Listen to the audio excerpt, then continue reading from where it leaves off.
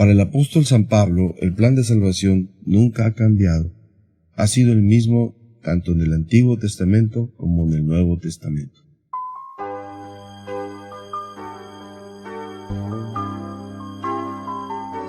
Bienvenidos al estudio del libro de Romanos. En esta ocasión nos vamos a enfocar en el texto del capítulo 4 de Romanos, en donde el apóstol Pablo dice: ¿Qué pues diremos que halló Abraham nuestro padre según la carne? Interesante texto porque inicia abordando a un nuevo personaje, Abraham. Y el apóstol San Pablo entra nuevamente a desarrollar a través de ejemplos bíblicos lo que ha estado explicando del capítulo 3. ¿Qué pues diremos que halló Abraham nuestro padre según la carne? En la versión Dios habla hoy dice de esta manera: pero entonces, ¿qué diremos que ganó Abraham nuestro antepasado? Bueno, esta es una expresión típica de Pablo, y lo único que pasa es que utiliza esta frase como un nexo entre lo que anteriormente dijo y lo que viene a continuación. Es decir, si el plan de la salvación o justificación por la fe nos excluye de toda jactancia y tampoco hace distinción entre judíos y gentiles, dice Pablo, ¿qué pues diremos en cuanto al caso de Abraham? Es importante decir que los judíos podían afirmar sin duda que el padre del pueblo escogido fue aceptado por Dios debido a sus grandes méritos. Es decir, Abraham era el privilegiado, era el favorito de Dios porque había hecho grandes méritos, es decir, se había portado bien.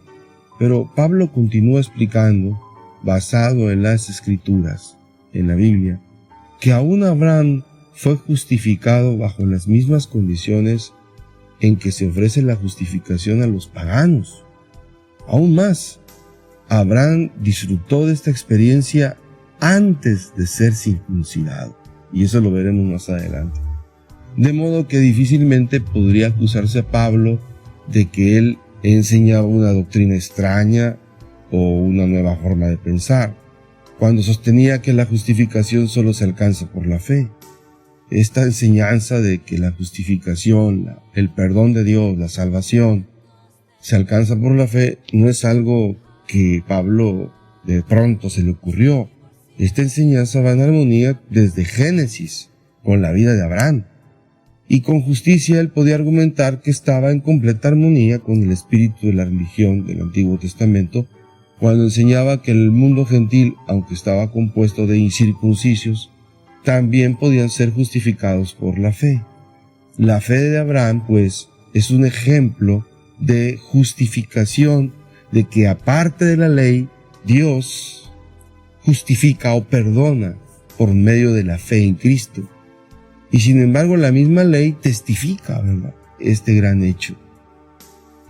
Cuando habla de Abraham, nuestro padre, es importante recordar que los judíos se sentían muy orgullosos de que Abraham fuese su progenitor y un ejemplo tomado de su vida y conducta que Pablo utiliza ahora tendría mucha fuerza para reforzar su argumento.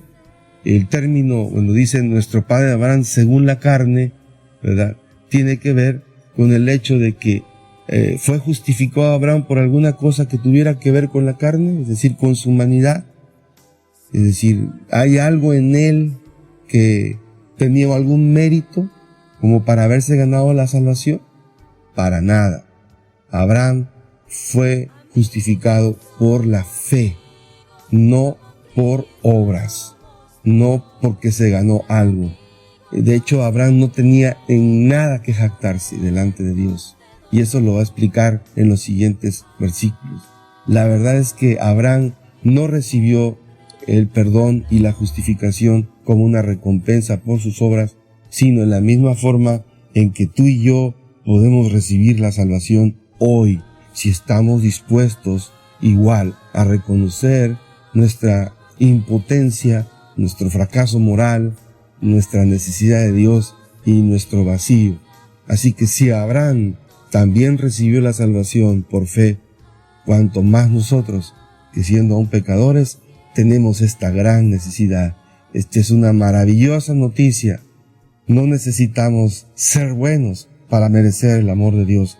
Dios nos ama porque hemos fracasado, hemos fallado, pero Él sabe que Él es el Dios de las segundas oportunidades.